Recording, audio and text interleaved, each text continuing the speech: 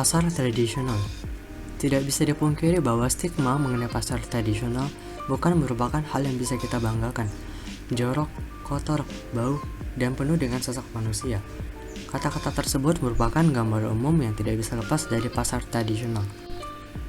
Ironisnya, pasar tradisional berperan besar bagi Indonesia. Kontribusi pasar tradisional dalam PDB mencapai 7%. Selain itu, lebih dari 70% bahan pokok pangan yang digunakan dan dikonsumsi oleh masyarakat didapatkan dari pasar tradisional. Tidak heran jika akhirnya perkembangan jumlah pasar tradisional dalam beberapa tahun terakhir mencapai 25%. Namun, kuantitas tidak sejalan dengan kualitas. 85% dari total pasar tradisional merupakan pasar yang tidak layak untuk dipakai. Pulau Jawa sendiri yang dianggap sebagai pusat aktivitas di Indonesia juga mempunyai catatan yang buruk. 75% pasar di sini termasuk ke dalam pasar yang tidak layak untuk dipakai. Hal serupa juga terjadi di pasar Ciracas.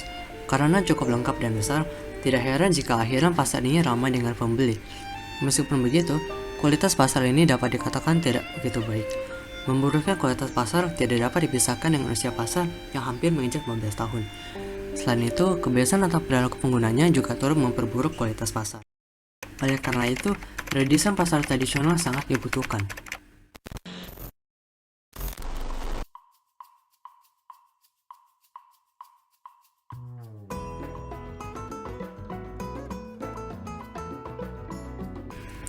Area depan pasar memiliki jalur pejalan kaki dan juga drop-off kendaraan umum yang terpisah dari jalan raya.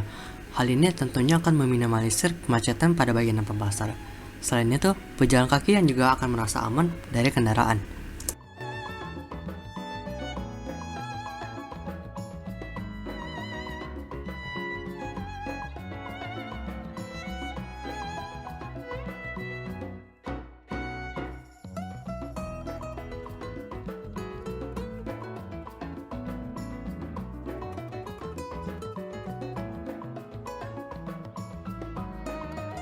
Bangunan pasar dibuat terbuka pada segala sisi, termasuk pada bagian atap. Bagian atap bangunan mempunyai skala yang besar dan juga terbuka pada bagian tengahnya, sehingga sinar matahari dapat mencapai seluruh bagian pasar dan juga sirkulasi udara dapat berjalan dengan lancar.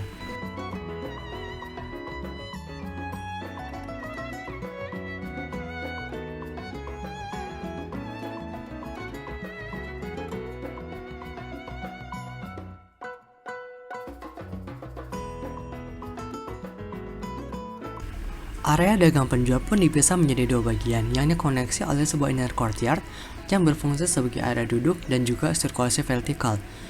Pemisahan area dagang penjual didasari oleh dua pengelompokan utama, yaitu bahan makanan dan bukan bahan makanan.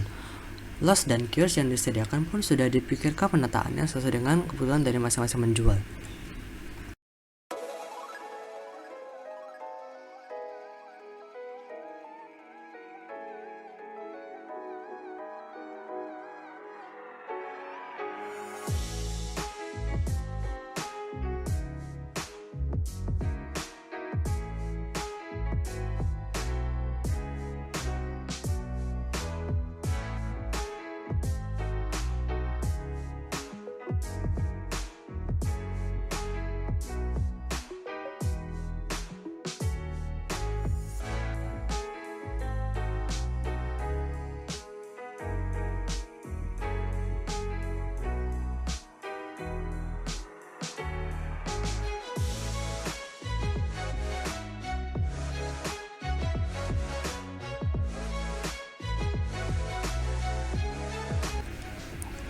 Bagian belakang pasar merupakan area publik yang dapat digunakan kapanpun untuk semua orang.